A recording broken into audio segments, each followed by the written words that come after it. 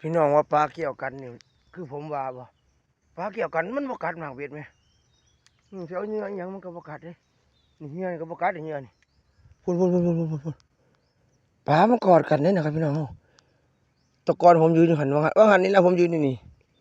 ตีไป2-3ไม้บ่กัดแต่มันอยู่ในหนองนั่นน่ะมันเกี่ยวกันพี่น้องยังเกี่ยวกันในเดินนำน่ะบ่ใหญ่ดอก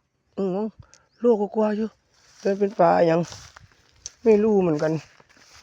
บ่กัดเหงื่อเดี๋ยวผมจะลองห้วยไปนะครับน้องพี่น้องไปลุ้นกันว่าเฮาสิเจอหยังบ่มื้อนี้พอได้งัดจักบาทบ่